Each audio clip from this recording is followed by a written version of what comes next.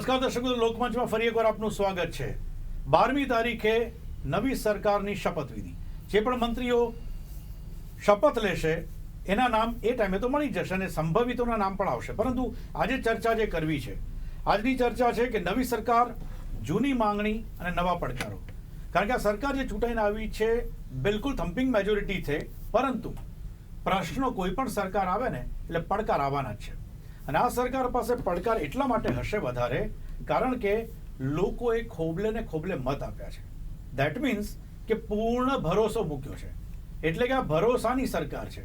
અને જ્યાં ભરોસાની સરકાર આવે ત્યાં દરેકે દરેક વ્યક્તિ, એક એક મતદાર, એક એક વર્ગ, એ લોકો પોતે કંઈક ભરોસો રાખી રહ્યા છે કે અત્યાર સુધી જે પણ કંઈક અમારી બાકી માંગણીઓ હતી, જે કદાચ ભૂતકાળની સરકારોમાં અત્યાર સુધી અમે પૂર્ણ નથી કરી શકી કોઈ પણ સરકાર, એ આ વખતની સરકાર ચોક્કસ કરશે, એ ભરોસો છે। અને ભરોસો છે એટલા માટે જ આ નવી આવનારી સરકાર પાસે પડકારો પણ ઘણા છે। આ જ વિષયની ચર્ચા કરવા માટે મારી સાથે હાજર છે ડૉક્ટર મેહુલ દવે, કે જેઓ હેડ ઓફ ધ ડિપાર્ટમેન્ટ છે ઇન્ડિયન ઇન્સ્ટિટ્યૂટ ઓફ ટીચર્સ એજ્યુકેશનના, રાજકીય વિશ્લેષક, વરિષ્ઠ પત્રકાર દિલીપ ગોહિલ અમારી સાથે છે, અને ચેમ્બર ઓફ કોમર્સના વાઇસ પ્રેસિડેન્ટ યોગેશભાઈ પરીખ અમારી સાથે છે। સૌથી પહેલો સવાલ દિલીપભાઈ આપનાથી શરૂ કરીશ। મેં જે શરૂઆતમાં કીધું તે પ્રમાણે નવી સરકાર છે અને પડકારો ઘણા બધા છે, કેવી રીતે જોઈ રહ્યા છો આ પડકારને? હજુ ઓછી સંખ્યામાં ઓછી બેઠકોથી જીત મળે કે જંગી જીતથી મળે, અપેક્ષાઓ તો રહેવાની, પણ તમે ઉલ્લેખ કર્યો શરૂઆતમાં કે ખોબલે ખોબલે મત આપ્યા હોય તો સ્વાભાવિક છે કે જે લોકોએ પડકારો વચ્ચે, સમસ્યાઓ છે એ છતાં પણ વોટ આપ્યા, એ જે ભરોસાનો શબ્દ વાપરવામાં આવતા હતા કે ભરોસો છે, એ ભરોસો મૂક્યો છે, એ પાર ઉતરવો પડશે। કારણ કે મોંઘવારી, બેરોજગારી આ પ્રોબ્લેમ નહોતા એવું તો કોઈ, હું નથી માનતો કે જેમણે મત આપ્યા છે એ પણ એવું નહીં કે, તો એ મને લાગે છે ઇન્ફ્લેશન માટે આપણે જોઈએ થોડા દિવસ પહેલાં જ આરબીઆઈએ ફરી એકવાર રેટમાં વધારો કરવો પડ્યો છે। હવે કદાચ એકાદ વર્ષમાં એ થોડુંક ઇઝ તરફ જાય અને ઓછું થાય, પણ એમાં સરકારી પોલિસી અને પોતે કંઈક કરી રહ્યા છે એ દાખવવું પડશે।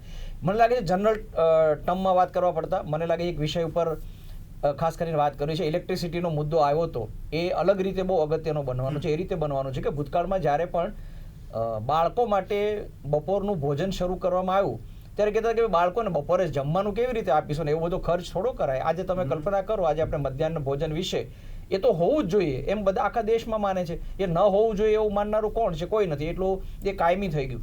2 રૂપિયા કિલો ચોખા આપવાની જ્યારે વાત આવી હતી ત્યારે બધાને લાગતું હતું કે એ રીતે અનાજ બધું બહુ સસ્તામાં આપીશું તો શું થશે? આજે આપણે 80 કરોડ લોકોને અનાજ આપવું પડે છે કોરોનાથી અત્યાર સુધી મફત, અને એ કાયમી એક વ્યવસ્થા થઈ ગઈ છે કે એ તમારે આપવું જ પડે। મને એવું લાગે છે એ પછી જે રીતે જમાનો બદલ્યો છે એ રીતે, અને જે દિશામાં આપણે આગળ વધી રહ્યા છીએ, ડિજિટલ શબ્દ વાપરો તો એના પાયામાં તો ઇલેક્ટ્રિસિટી છે।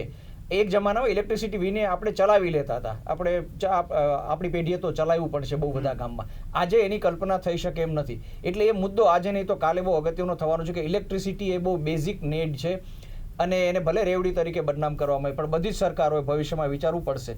એક એ વાત છે, એટલે એ હમણાં જ રેટ બી વધ્યા તો એને કેવી રીતે કરવામાં આવશે? કારણ કે ગુજરાતમાં ઇલેક્ટ્રિસિટી જે સરકારે પેદા કરવાની હોય એના જે સરકારી એકમો છે સૌથી ડાઉન જઈ રહ્યા છે, અને પ્રાઇવેટ કંપનીઓ પાસેથી વધારે ખરીદી કરવામાં આવી છે। લોકોને એનો પણ વાંધો નથી, પ્રાઇવેટાઇઝેશન સાથે ગુજરાતમાં કોઈ દી ક્યારેય કોઈને વાંધો હોય નહીં, પરંતુ એનો જે બોજ છે એને કોઈક રીતે તમારે વ્યવસ્થા કરવી પડશે। તમે મધ્યાહન ભોજન અને મફત ભોજન આપી શકતા હો તો તમારે એમાં ઇલેક્ટ્રિસિટી ઉમેરવી પડશે। અને એની પછીની જે વાત એ છે ગ્રીન ઇલેક્ટ્રિસિટી, સોલર, વિન્ડ, આ બધી પાવર જનરેશનમાં જેને આપણે ક્લીન એનર્જી કહીએ છીએ, એમાં ગુજરાત એક સમય આગળ હતું, અત્યારે પણ નજીક જ છે, પણ એ જે લીડ આપણે લીધી હતી એ લીડ પાછી લેવી પડે। અને હું એટલા માટે કહું છું કે એની સાથે જ આખું એક ઇલેક્ટ્રિક વાહનોનું ઇકોસિસ્ટમ પણ જોડાવાની છે, એ પર્યાવરણમાં પણ ફાયદો કરાવશે, અને સરવાળે લોકોને જે સુવિધા મળવાની છે, સુખાકારી મળવાની છે, ને એને કારણે જે બજેટમાં બી ફાયદો થવાનો છે। અને ગ્રીન એનર્જી તરફ આપણે વળીએ અને સાથે સાથે ઇલેક્ટ્રિક વાહનો તરફ વળીએ તો એને કારણે આપણે જે બિલકુલ, કારણ કે આપે બહુ જ ઓછા સમયની અંદર મુખ્ય મુદ્દો હતો એને આપે સૌથી વધુ જે ફોકસ જેની ઉપર કદાચ કમિંગ નેક્સ્ટ 5 years માટે છે, દેટ મીન્સ ઇલેક્ટ્રિસિટી અને એનર્જી, આની ઉપર સૌથી વધુ કદાચ ફોકસ રહેશે। અને મારા માનવું છે સેન્ટ્રલ ગવર્મેન્ટની પણ પોલિસીઝ જે પ્રમાણે આવે છે એની ઇમ્પ્લિમેન્ટેશન આ સ્ટેટ કેવું કરી શકે જેની ઉપર ફોકસ છે। યોગેશભાઈ, હાજી, ચેમ્બર સાથે સંકળાયેલા અને બિલકુલ નોટ ઓનલી વેપારીઓ પરંતુ નોર્મલ નાગરિકો પણ એક એવી ઈચ્છા રાખી રહ્યા છે કે ચેમ્બર પણ જેટલું, કારણ કે આપની સાથે જોડાયેલા જેટલા પણ મેમ્બર્સ છે એ બધા લોકો મેમ્બર જેટલા અલગ અલગ અલગ ક્ષેત્રની અંદર કંઈક નવું નવું કરશો તો આપની સાથે જ ઘણા બધા એવા અલગ સ્પેક્ટ્રમ નવા ઊભા થશે જ્યાં રોજગારીની તકો ઊભી થઈ શકે છે અને કદાચ ઇમ્પોર્ટ, જેના કારણે કદાચ આપણે બની શકે કે બહારનું હુંડિયામણ પણ એક એવું એક સેક્ટરની અંદર છો કે જેની બહુ જ અસર કરે, અને એમાં ગુજરાત કે જે વેપાર ક્ષેત્ર સાથે 100% કોર આપણા સેન્ટરમાં એ જ હોય છે. નાઉ મેઇન થિંગ ઇઝ MSME અને સ્ટાર્ટઅપ. મને લાગે છે કે સેન્ટ્રલ ગવર્મેન્ટ, સ્ટેટ ગવર્મેન્ટે પણ પોલિસી બનાવી, છતાં પણ મોટા ઉદ્યોગોની વાત છોડી દો. એક આક્ષેપ પણ થયો છે, મારે અત્યારે વિષયમાં નથી જોવું કે ચેમ્બરમાં બધા મોટા ઉદ્યોગવાળા બેઠા હોય છે એ નાનાઓનું ચિંતા નથી કરતા, પણ આપને શું લાગે છે કે નાના ઉદ્યોગો માટે અથવા તો નાના ઉદ્યોગોના જે પ્રશ્નો છે એ પણ આ સરકાર માટે કેટલા પડકારરૂપ, અને ઉદ્યોગોની અપેક્ષા ખાસ કરીને MSME અને સ્ટાર્ટઅપની આ નવી સરકાર પાસે? MSME અને ટ્રેડના ઘણા બધા પ્રશ્નો અમારી પાસે આવે છે, જે અમે પ્રશ્નો લઈને સરકાર પાસે જઈએ જ છીએ અને સરકાર પાસે બધા પ્રશ્નો અમે મૂકીએ છીએ. તમે જેમ કીધું એમ અત્યારે આજની તારીખમાં જે એસોસિએશન છે, જે ચેમ્બર છે, એ મોટા ઉદ્યોગો માટે નથી, સ્મોલ સ્કેલ MSMEના અમે લોકો છીએ જ. અને MSME અને સ્ટાર્ટઅપ આજની તારીખમાં બુસ્ટઅપમાં છે અને સરકાર એના ઉપર પૂરેપૂરું ધ્યાન પણ આપી રહી છે. ઘણા બધા પ્રશ્નો MSMEના ઉકેલાય છે અને ઘણી નવી ઇન્ડસ્ટ્રીઓ આવી રહી છે અને ઘણા ટ્રેડ માટે કરી રહ્યા છે. સરકાર માટે એક પડકારરૂપ આપણે અત્યારે કહીએ તો આજની તારીખમાં એક એવી વસ્તુ છે કે અધિકારીઓ એમના હાવી ના થાય અને એ લોકોના પ્રશ્નો અધિકારીઓ પાસે ઉકેલી શકે એવા મિનિસ્ટરો આવે અને એ પ્રમાણે આ પ્રશ્નોનો ઉકેલ લાવી શકે તો મારી દ્રષ્ટિએ ઘણું બધું સારું કામ થઈ શકે. અને મિનિસ્ટરોને આમ કામ કરવું હોય છે, તેમ છતાં અમુક વસ્તુના હિસાબે, નડતરરૂપના હિસાબે કે કોઈ અધિકારીઓને ના કરવું હોય તો ન ગમતું હોય તો એ ન કરવા દે અને કોઈ પણ એક યા બીજું બહાનું કાઢીને કરી દે. એ વસ્તુને ઇમ્પ્લિમેશન કરીને સમજીને જો આખા આ ગવર્મેન્ટ કરશે તો મને લાગે છે કે 5 વર્ષમાં ઘણું બધું સારું એવું કામ થઈ શકશે. અત્યારે MSME અને સ્ટાર્ટઅપમાં બહુ સારી રીતે અત્યારે આવી રહ્યું છે. સ્ટાર્ટઅપમાં તમે જુઓ તો સરકારે અમુક પૈસા અને કોલેટરલ સિક્યોરિટી વગર પણ ક્રેડિટ ફેસિલિટી આપવાની ચાલુ કરી છે અને એ ફેસિલિટીના હિસાબે ઘણા બધા અત્યારે સ્ટાર્ટઅપ આવી રહ્યા છે અને જો એમને પ્રાધાન્ય આપવામાં આવે તો ઉદ્યોગોનો પણ અહીંયા એ થાય. અને આજની તારીખમાં GDP ગ્રોથ જુઓ તો આપણો ગુજરાતને લઈને GDP ગ્રોથ વધારે છે. ગુજરાતના બધા ઉદ્યોગકારો જે GDP ગ્રોથ વધારી રહ્યા છે એની ઇફેક્ટ 100% પડી રહી છે આખા સેન્ટ્રલમાં. અને બીજું એક વસ્તુ કહું કે આજની તારીખમાં વર્લ્ડ વાઇઝ સિચ્યુએશન બહુ જ ખરાબ છે. ઇન્ડિયાની સિચ્યુએશન બહુ સારી છે અને ગ્રોથ એના હિસાબે સારો થઈ રહ્યો છે બીજા બધા કન્ટ્રી કરતાં. અત્યારે અમે બધે એક્સપોર્ટ બી કરીએ છીએ તો અમને ખબર પડે છે કે આજની તારીખમાં નેબર કન્ટ્રીઝ છે, પાકિસ્તાનની પરિસ્થિતિ ખરાબ છે, બાંગ્લાદેશમાં પરિસ્થિતિ ખરાબ છે, ઇજિપ્તમાં ખરાબ છે, શ્રીલંકા ખરાબ છે અને ત્યાં આગળ આજની તારીખમાં ડોલરની પરિસ્થિતિ નથી. આપણને બી એનો માર પડી રહ્યો છે કારણ કે આપણે અહીંયાથી ઘણું બધું એક્સપોર્ટ થાય છે કે બાંગ્લાદેશ એવી એક કન્ટ્રી છે કે સમજો કે ત્યાં કોઈ પ્રોડક્શન થતું જ નથી, તો એ આપણે અહીંયાથી મોકલી શકીએ કેવી રીતે કે જ્યારે એની પાસે ડોલરની કેપેસિટી ના હોય કે એ પરચેસ કરવાનું ના હોય તો નથી થતું. અને અત્યારે બેંક રિયલાઇઝેશન પણ નથી થતા. તો એ બધા પ્રશ્નોને આજે સેન્ટ્રલ વર્લ્ડ વાઇઝ ઉકેલ લાવી શકાય તો એ પ્રશ્નો હલ થાય તો ઘણું બધું અહીંયાથી એક્સપોર્ટ થઈ શકે ને ઇમ્પોર્ટ ઓછું થાય. ઇમ્પોર્ટ ઓછું થાય તો આપણને અહીંયા અત્યારે આજે જ 82 રૂપિયા થઈ ગયા ડોલરના, એ પણ આપણે ફ્લક્ચ્યુએશન આવી રહ્યું છે. તો એ બધાને આપણે સેટઅપ કરવું હોય તો મારી દ્રષ્ટિએ બહુ સારામાં સારા વ્યક્તિઓ જે એજ્યુકેટેડ હોય અને સારી રીતે કામ કરી શકે એવા વ્યક્તિઓને જો અનફોર્ચ્યુનેટલી આ તમારા હાથમાં નથી, આ એ મારા હાથમાં નથી. Okay fine. એટલે આપણે એક્સપેક્ટ કરી શકીએ કે આવા કોઈ વ્યક્તિને, અને આ બિલકુલ આપણે એવું કે આ લોકમંચ કાર્યક્રમ અને GTPLના કાર્યક્રમો બહુ જ કોન્શિયસલી જોવાય છે અને ક્યાંક એનો અવાજ પણ સંભળાય છે. મેહુલભાઈ જી, આ સમગ્ર ચૂંટણી દરમિયાન જે વાત કરી એ પ્રમાણે ઉદ્યોગ, બેરોજગારી, આ બધાની વચ્ચે જેમ એમણે ઇલેક્ટ્રિસિટીની વાત કરી, કારણ કે પહેલા રેવડી ભલે હું તો કહું રેવડી શબ્દ ચાલ્યો પરંતુ વાત તો વીજળીની આવી હતી. આ બધાની વચ્ચે એક શિક્ષણ એ પણ એક મોટો મુદ્દો હતો. 2 વસ્તુ હતી શિક્ષણમાં, એક તો કથળતું જતું શિક્ષણ, મોંઘું શિક્ષણ, અને કદાચ એ શિક્ષણની અંદર કેવી નવી રીતે વિદ્યાર્થીઓને, એટલે સ્માર્ટ સ્કૂલ, આ બધી જ વાતો શિક્ષણ પણ આ વખતના ચૂંટણીમાં અલગ અલગ પક્ષોના જે મુદ્દાઓ હતા એમાં કેન્દ્રમાં હતું. આપ શિક્ષણ સાથે જોડાયેલા છો, શું જોઈ રહ્યા છો? નવી સરકાર, શિક્ષણ નીતિ કેન્દ્ર સરકારે બનાવી, રાજ્ય સરકારે અમલ કરવો જ પડે અને જાહેરાત પણ કરી દીધી, પરંતુ નીચે પરકોલેટ થતા કેટલી વાર લાગશે? કયા કયા તકલીફો, કયા કયા પડકારો નવી સરકારમાં શું જોઈ રહ્યા છો?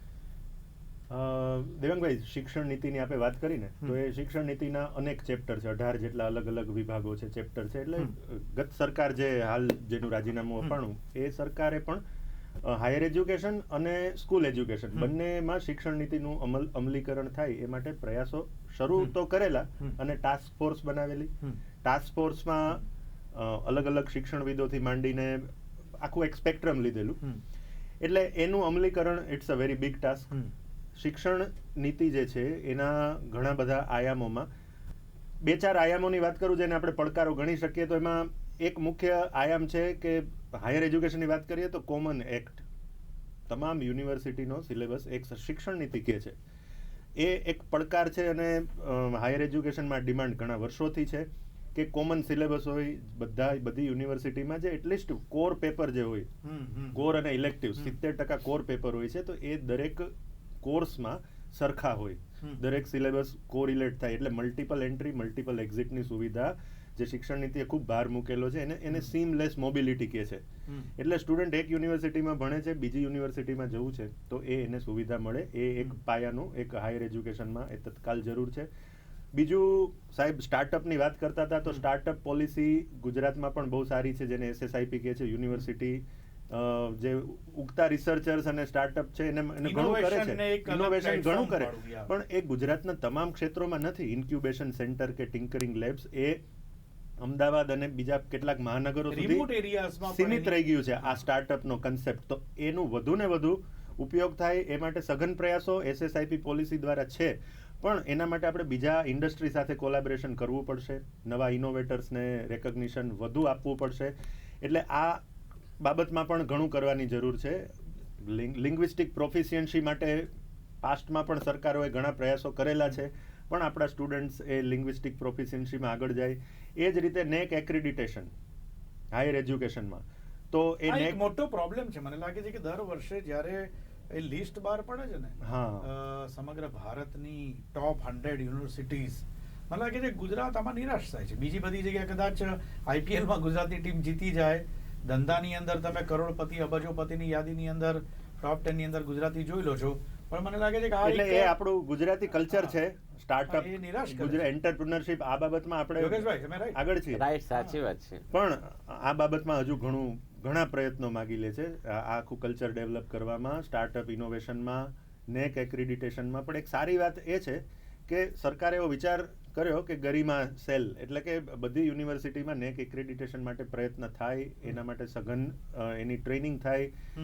એના માટે સરકારે વિચાર તો કરેલો છે, પણ આ તમામ વસ્તુઓ કાગળ ઉપરથી ઉતરી અને જમીની હકીકત ઉપર આવે તો હાયર એજ્યુકેશનમાં ઘણો સ્કોપ છે, ઘણું સારું. અને અલગ અલગ યુનિવર્સિટીઝમાં જે head of the institute vice chancellor છે, તો એની નિમણૂક અટકેલી છે ક્યાંક, મોટે ભાગે ઘણી બધી જગ્યાએ ઇન્ચાર્જ વાઇસ ચાન્સેલરથી ચાલતું હોય છે. તો એ નિમણૂક હવે તાત્કાલિક નવી સરકાર આવે એટલે પરમેનન્ટ UGC માન્ય જે એના ક્રાઇટેરિયા છે એ પ્રમાણેના વાઇસ ચાન્સેલર્સની નિમણૂક થાય, શિક્ષકોની, અધ્યાપકોની જે ઘટ છે એ પૂરી થાય. આ બધી બાબતમાં એકદમ હાર્ડકોર એક્શન લેવાથી 100% સારું થઈ શકશે. દિલીપભાઈ, આ બધી વાત થઈને એની અંદર મને લાગે છે કે સ્પેસિફિક આપને મને જે બહુ અંદરથી ઈચ્છા છે પૂછવાની એક સવાલ કે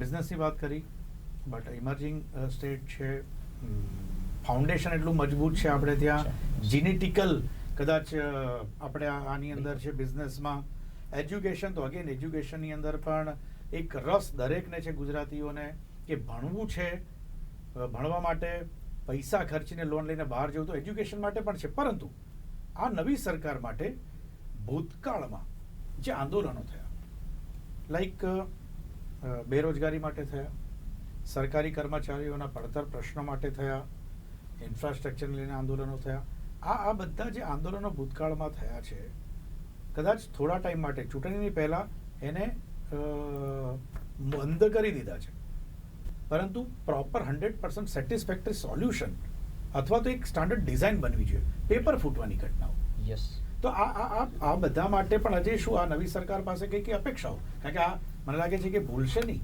આ સરકાર, કારણ કે એ જ સરકાર છે યસ, અને એમાંથી જ અમુક મંત્રીઓ રિપીટ પણ થશે. તો આમાં કયા એવા પ્રશ્નો છે કે જેના માટે ઠોસ કોઈ એમણે નીતિ બનાવવી પડશે જેથી આ પ્રશ્નો આગામી ચાહે લોકસભા હોય કે વિધાનસભાની ચૂંટણીમાં એમને સામનો ના કરવો પડે? મને લાગે છે શિક્ષણ અને આરોગ્ય બંનેનો મુદ્દો એટલો બધો ચર્ચાયો હતો એટલે સરકારે ગંભીરતાથી લીધો છે, કારણ કે સરકાર પણ કોન્શિયસ થઈ હતી અને એણે એવી કોશિશ કરી હતી કે આ બાબતમાં અમે કંઈક નવેસરથી વિચારવા તૈયાર છીએ.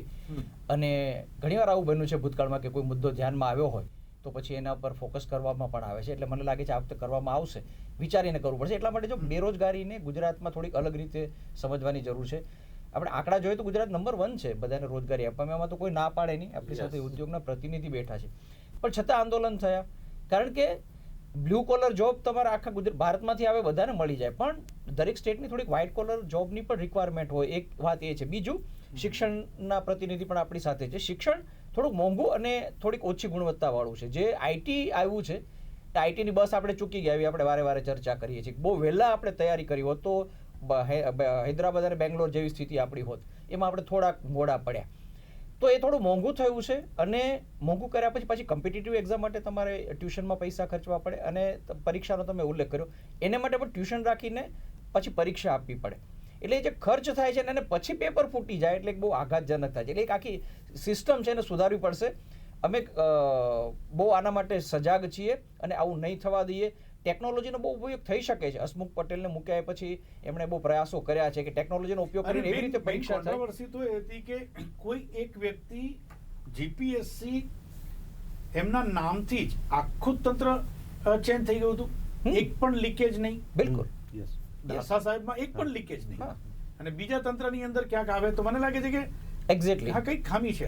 એટલે સિસ્ટમ તમારી પાસે છે, એને તમે બધી જગ્યાએ ઇમ્પ્લિમેન્ટ કરો તો જે આ હતાશા છે દૂર થાય. અને બેરોજગારી જરા અલગ રીતે એમએસએમઈના સારામાં સારું કામ કરે છે, પણ બહુ બધી પોસિબિલિટી છે અને આપણે સતત એની ફરિયાદો સાંભળી છે.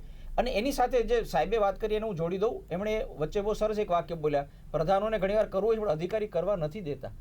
અને હું રાજકીય વિશ્લેષક છું એટલે રાજકીય એંગલથી આખી વાત કરીશ. અમલદાર શાહી એ એક જમાનામાં કદાચ રિક્વાયરમેન્ટ હતી અને એનો સૌથી વધારે ઉપયોગ થયો, પણ એ સાહેબ એક જમાનામાં પછી એક તબક્કે તમને નુકસાન કરે છે. કોરોનામાં સૌથી વધારે નુકસાન કર્યું હોય તો અમલદાર શાહી હતું.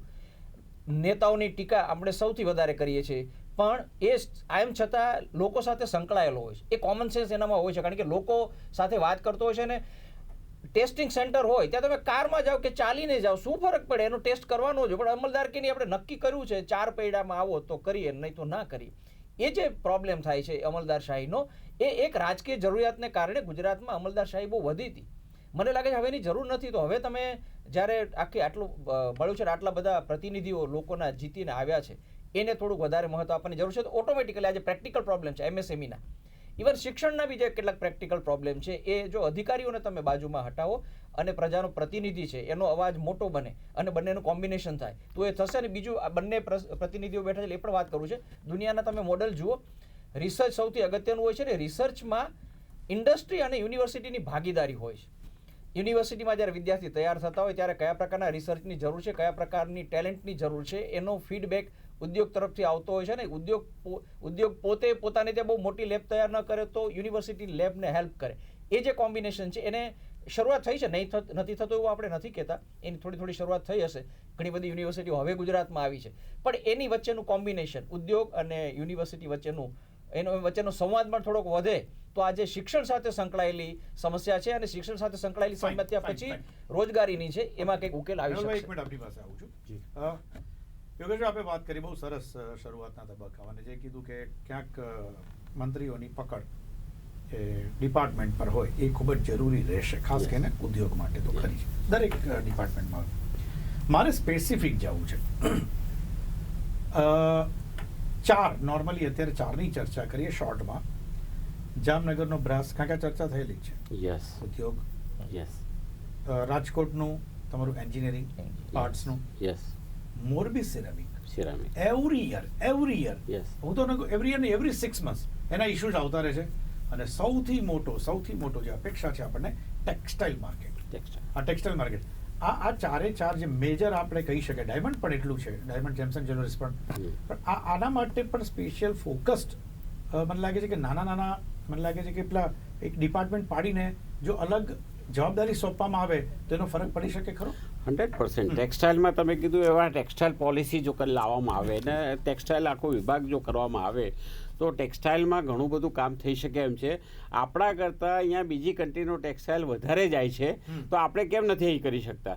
કારણ શું છે? એમાં બે કારણ અમને કીધું એ પ્રમાણે વીજળીનું જે કારણ હતું, હવે વીજળીના કારણમાં એક હું તમને એ પણ આપું કે આપણે અહીંયાથી રેવડી ન કર્યા કરતાં એમાં જો ઘટાડો લાવી શકીએ ને ઘટાડો આવે એવો છે, જે અત્યારે પ્રાઇઝીસ જે છે એને પ્રાઇઝીસમાં ઘટાડો લાવે તો આમ આદમી બધાને ફરક પડશે અને સરકારનું સારું પણ દેખાશે. ચેમ્બરની વાત સાંભળતા નથી, પ્રપોઝલ તો આપો.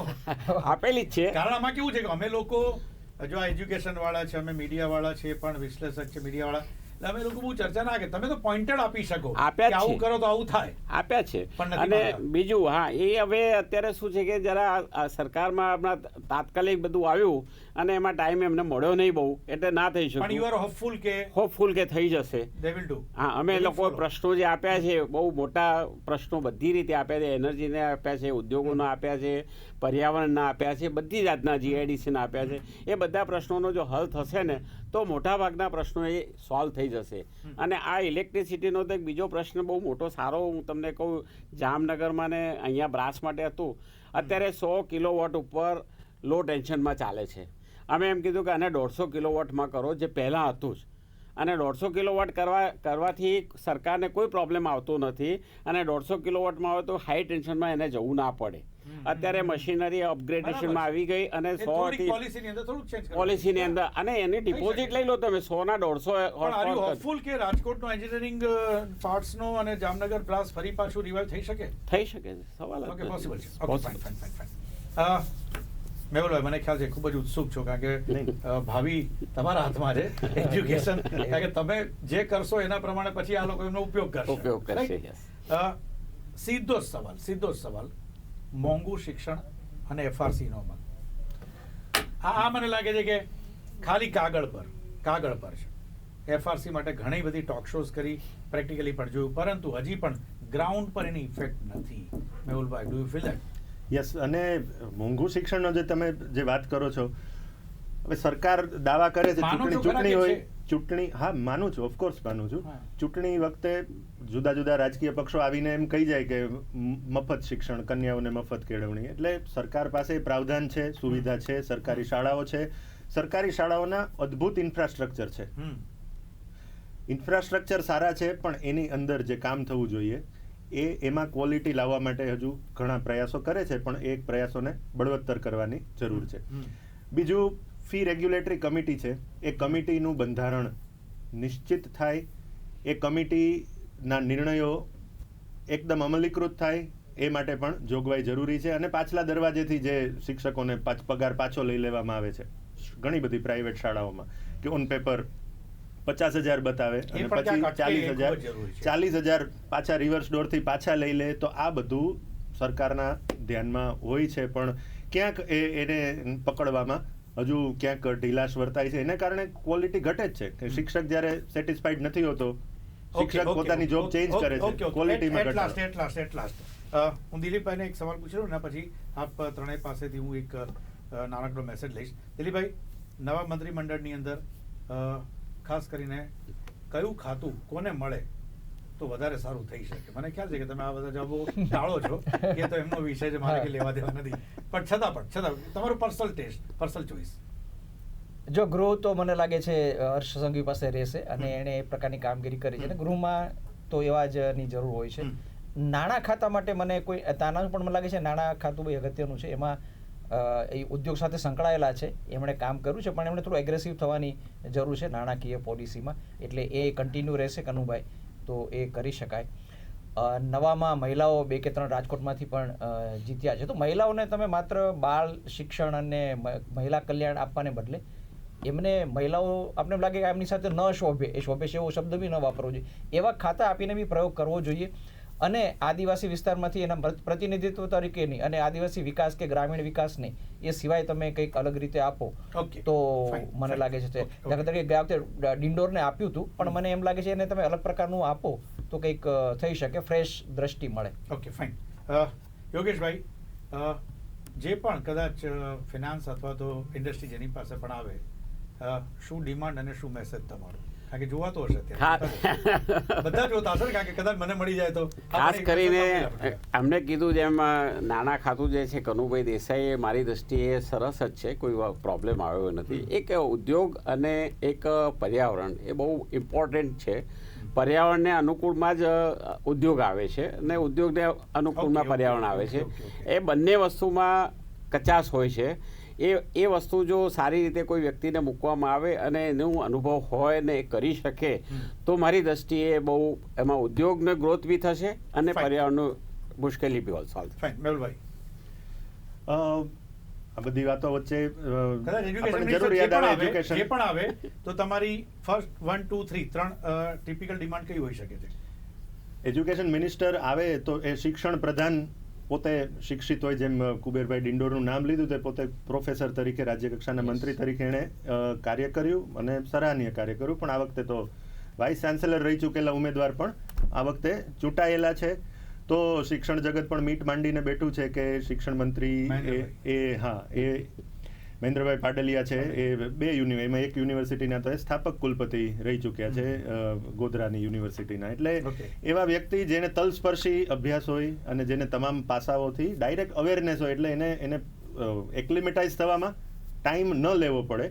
તો આવા વ્યક્તિઓ આવે તો બધા વધાવી લેવાના છે. થેન્ક યુ વેરી મચ મેહુલભાઈ, યોગેશભાઈ, દિલીપભાઈ, આ ત્રણેયનો ખૂબ ખૂબ આભાર. તો દર્શક મિત્રો, આ તો લોકમંચમાં આજની ચર્ચા, નવી સરકાર, જૂની માંગણી, નવા પડકાર.